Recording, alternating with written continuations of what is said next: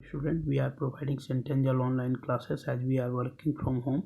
Today I will discuss class 11th chemistry chapter 1, some basic concept of chemistry, and in this chapter today I will discuss NCERT exercise question. In previous video already we have discussed question number 1.1 and 1.2, and in this video I will discuss question number 1.3 and question number 1.4. Let us start. Now we see question number 1.3. Determine the empirical formula of an oxides of iron which has 69.9% iron and 30.1% dioxygen by mass. An atomic mass of iron and oxygen is given here, and you have to find the empirical formula. Empirical formula already I have discussed. Empirical formula is the simplest formula, means chemical formula which indicate the simplest ratio of different elements in a given compound. So that is the empirical formula. So you have to find here the empirical formula of iron oxides, and some data is given here. So how to calculate the empirical formula from this given data. हम आपको पहले video में पहले बता चुका हूं कि empirical formula हम कैसे फाइंड करते हैं. तो एम्पेरिकल फार्मूला फाइंड करने के लिए हम क्या करते हैं कि सबसे पहले इस तरह का यहाँ पर कॉलम बनाते हैं. Element, percentage, gram, this is the gram, means gram, mole, mole divided by least mole and simple ratio. Simple ratio of mole ratio हम लेंगे यहाँ पर. तो इस क्वेश्चन में यदि आप देखोगे तो 2 एलिमेंट्स यहाँ पर दिया हुआ है. एक एलिमेंट्स आपका आयरन है और दूसरा क्या है, ऑक्सीजन. 2 एलिमेंट्स है, आयरन एंड ऑक्सीजन इसमें दिया हुआ है. और आयरन का परसेंटेज कितना दिया है, तो 69.9% एंड ऑक्सीजन परसेंटेज ही 30.1%. यदि तुम इसको ऐड करते हो तो you will get here the 100%. ये 100% आपको इंडिकेट कर रहा है कि आयरन 69.9% जो है, दैट मीन्स इसको हम कितना कंसिडर कर सकते हैं, तो 69.9 gram, and oxygen will be here the 30.1 gram. Now you have to find the mole.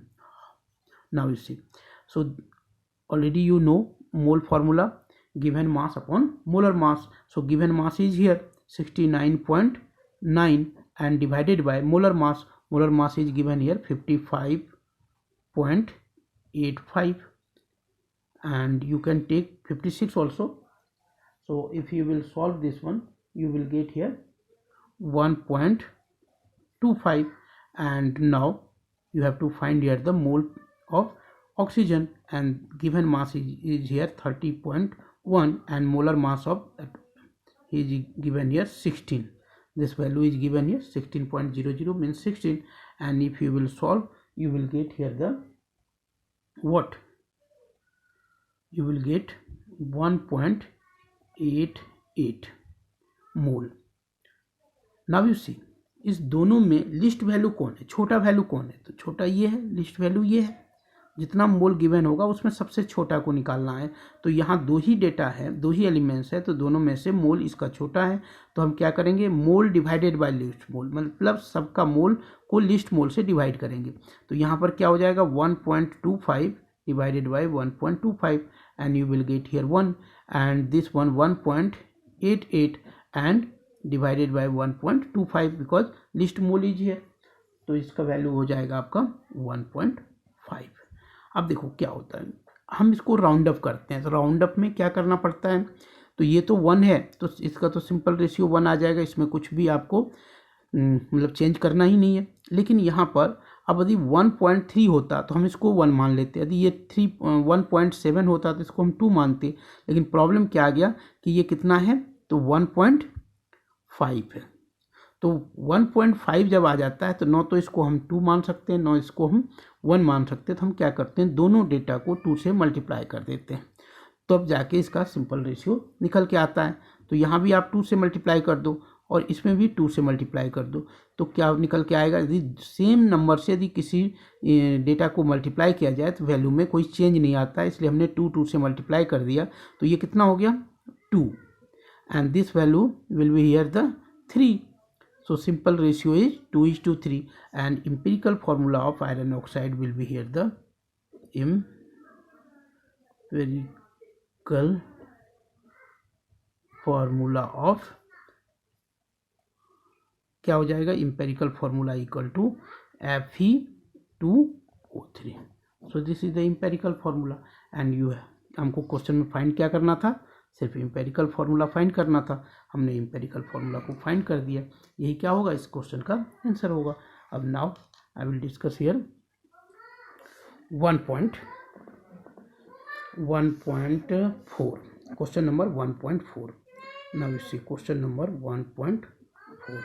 In this question now you see here, calculate the amount of carbon dioxide that could be produced when 1 mole of carbon is burnt in air.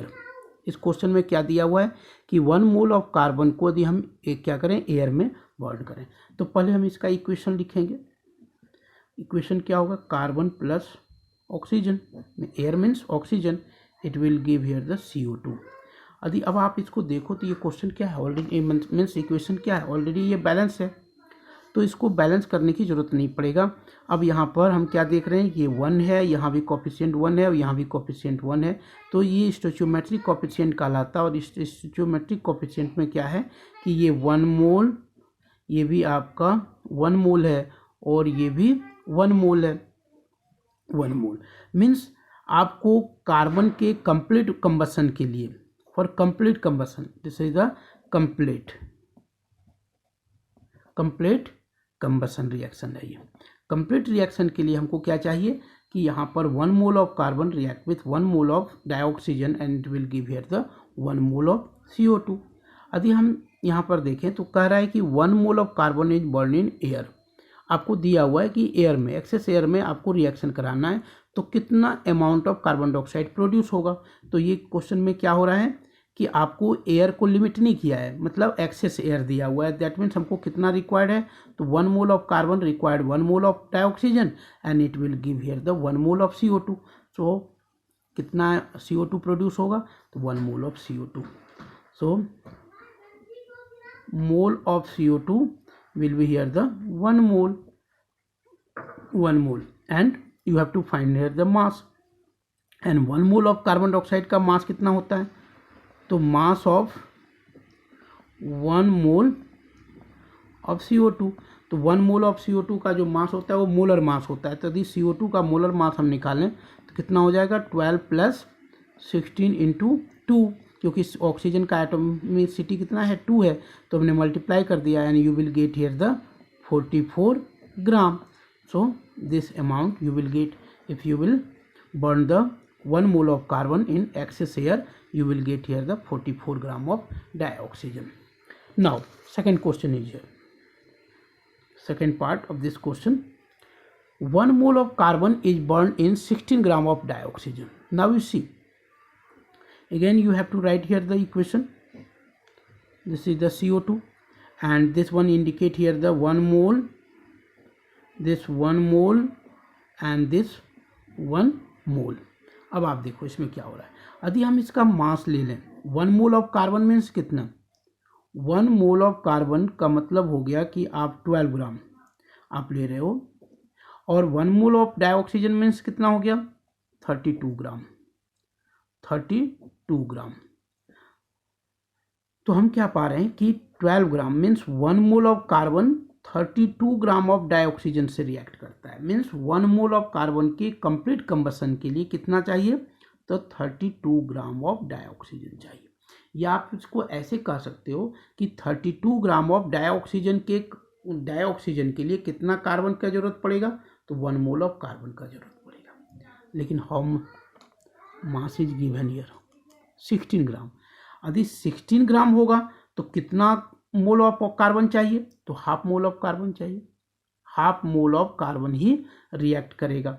Means यदि हम इसको 16 ग्राम ले रहे हैं, that means क्या हो जाएगा, 12 ग्राम react with 32 ग्राम और 16 ग्राम रिएक्ट विद 6 ग्राम, ओनली 6 ग्राम के साथ ये रिएक्ट करेगा.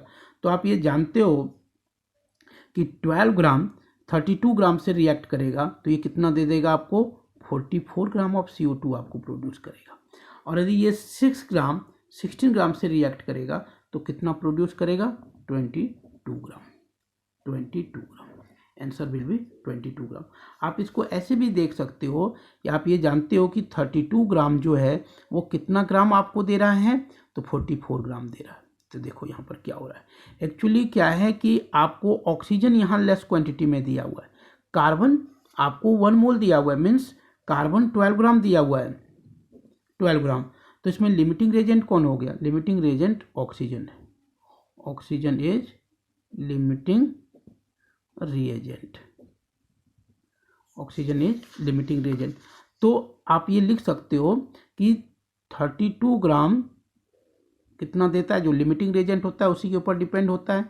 तो 32 gram will give 44 gram of carbon dioxide and 1 gram will, unitary method में आप चलो तो आपका मिलेगा कि 30, क्योंकि ये लिमिटिंग रेजेंट है तो हम इसी को लेंगे क्योंकि रेट डिटरमाइनिंग यही होता है।